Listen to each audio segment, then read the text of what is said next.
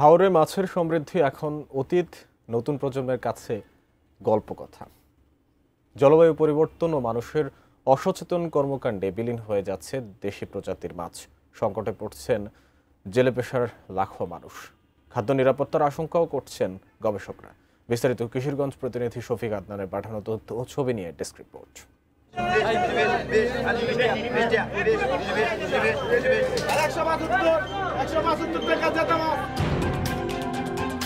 ভোর হবার আগেই এই ঘাটে ভিড় করত মাছ ভর্তি নৌকা। হাঁকটাকে জমজমাট থাকত কিশোরগঞ্জের করিমগঞ্জ উপজেলার ধনু নদীর তীরের বলিখলা মাছের বাজার। প্রতিদিন কোটি টাকারও দেশি মাছের কেনাবেচা হতো। বদলে গেছে সেই চিত্র।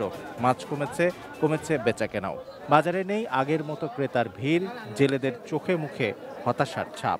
বেশি মাছ মারছি না, বুঝাই করে মারছি। ওখান মাছ মারলে যারা মাছ মারি আর ফুসে না। মাছ হইব তো পানির তো নাকি, এরপরে বালু ফরিয়া নদী জমি অনেক টান হয়েছে। স্পেশাল আপনার মানে মজার কিছু, তাই আমার সিক্রেট ম্যাগি স্বাদে ম্যাজিক ফ্রম নেসলে। বালিখলা বাজারে এখনো বোয়াল, চিতল, রুই, কাতলা, বাইমের মতো বড় মাছ মাঝে মধ্যে পাওয়া যায়, কিন্তু রানী মাছ, কাজরি, লাল চান্দা, চেলা সহ আরো অনেক মাছ এখন প্রায় চোখেই পড়ে না। আগে প্রতিদিনে প্রায় 1 কোটি টাকার মাছ আসতো, কিন্তু এখন নৌকার তলাত করে কিছু মাছ আনে, মাছের প্রজন্ম নষ্ট হয়ে যেতেছে। বিশেষজ্ঞরা বলছেন ক্রমবর্ধমান এই বিপর্যয়ের পেছনে কারণ একাধিক। 1. জলবায়ু পরিবর্তন। 2.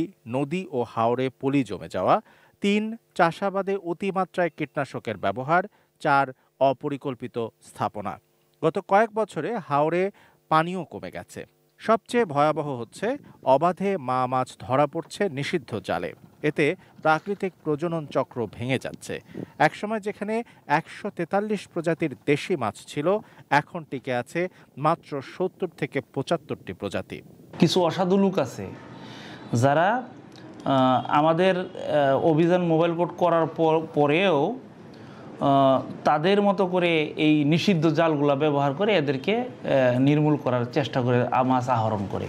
1 দশকে কিশোরগঞ্জের হাওর অঞ্চল থেকে মাছ আহরণ কমে গেছে প্রায় 4 লাখ মেট্রিক টন। হাওরের মাছ মানেই শুধু খাবার নয়, লাখো জেলের জীবিকা, স্বপ্ন আর সংস্কৃতির অংশ।